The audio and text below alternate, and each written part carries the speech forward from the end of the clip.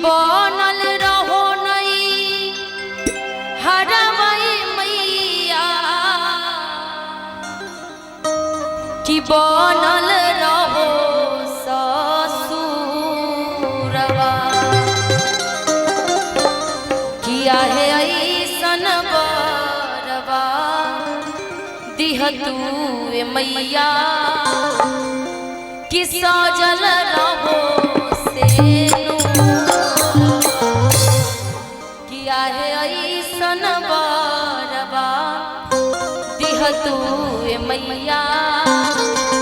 कि सजल रहो से नूरवा कि बनल रहो नहीं हरवा मैया बनल रहो ससुरवा बनल रहो नहीं हरवा मैया बनल रहो ससुरवा आहे ऐसन बरवा दिह तू मैया सजल रहो से नूरवा आहे ऐसन बरवा दिह तू मैया सजल रहो से नूरवा बनल रहो नहीं हरवा मैया बनल रहो ससुरवा बनल रहो नहीं हरवा मैया बनल रहो ससुरवा आहे ऐसन बरवा दिह तू मैया सजल रहो से नूरवा आहे ऐसन बरवा दिह तू मैया सजल रहो से। और जिनके पास मेरा दो हाथ है, मेरी माताएं बहनें उपस्थित है, जरा एक बार दोनों हाथों को उठाइएगा। जो माँ से प्यार करते, शेरा वाली से प्यार करते, जिनको मैया रानी ने दोनों हाथ दिया है, एक बार थोड़ा सा हाथ उठा लीजिए। जिनके पास हाथ होगी वही उठाइएगा। जिनके पास हाथ भगवान ने दिया ही नहीं तो बेचारे क्या उठाएंगे आप।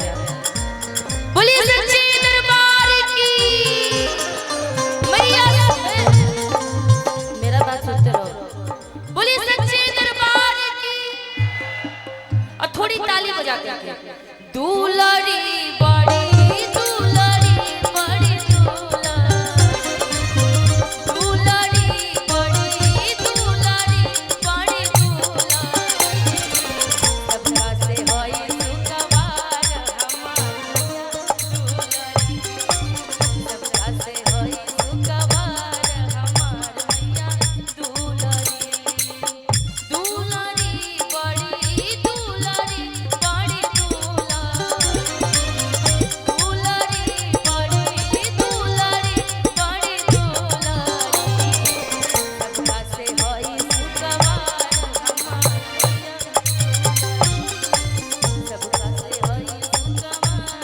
हमार मैया आहे ऐसन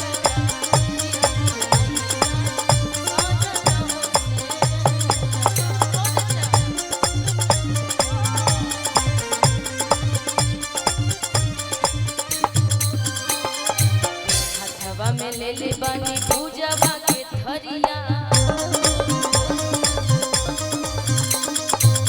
अभियो से आई जाई निकली बहरिया हथवा में ले ले बानी पूजवा के थरिया अभियो से आई जाई निकली बहरिया बनल रहो भाई से भाती